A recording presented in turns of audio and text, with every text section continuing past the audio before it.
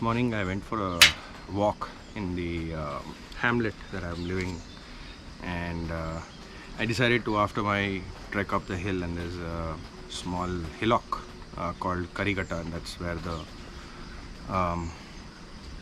the name comes from for this particular hamlet, 2 kilometers, 2.5 kilometers short of Srirangapatna, while coming from Bangalore.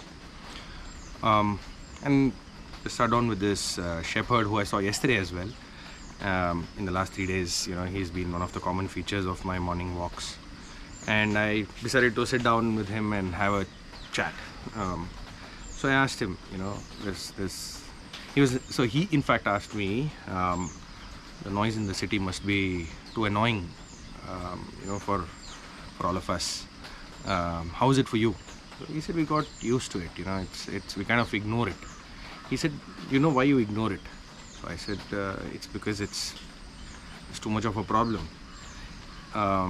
He said something very interesting after that in the conversation I had. He said that, the sound that you're ignoring is actually your brain figuring out a certain frequency that you have decided to ignore. You have decided to ignore that frequency. There are other sounds which you might like, which are in the same frequency, that you might also be ignoring subconsciously because you've decided to ignore that entire frequency. There are certain birds that probably fall in that frequency. There are animal calls that fall in the frequency. There could be sound of other natural elements that you're probably entirely missing out. I thought that was very interesting, and I wanted to read further on it.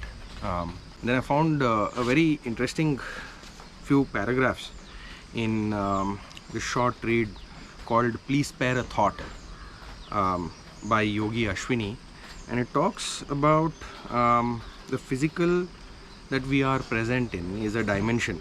Similarly, there are other dimensions beyond physical. The thoughts are one of those dimensions which go beyond the physical. It's like thoughts also have certain compositions. Like every other object in nature, they are composed of a specific sound or color, which is audible or visible at a time of connection. It's similar to how the feeling of water flowing brings a sense of calm to you. But how did you bring that feeling of sense of calm in you? It's because that frequency calms you. The sound of water generates a certain frequency which you hear. Of course, there's a visual appeal, but along with that, the sound calms you. So similarly, the chirping of birds in nature, the droplets of water falling from the tree in the morning, all of these are visual cues, but there is a frequency that brings a sense of calm, and hence our need to connect with nature. It's these sounds, these frequencies, these vibrations that we totally ignore, and those are the ones actually giving us a sense of calm and peace. So how can we not entirely ignore a certain frequency, but understand these frequencies a little more, understand these thoughts a little more, understand each of these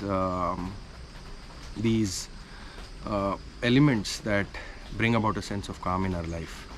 I thought I'll share some of these with you.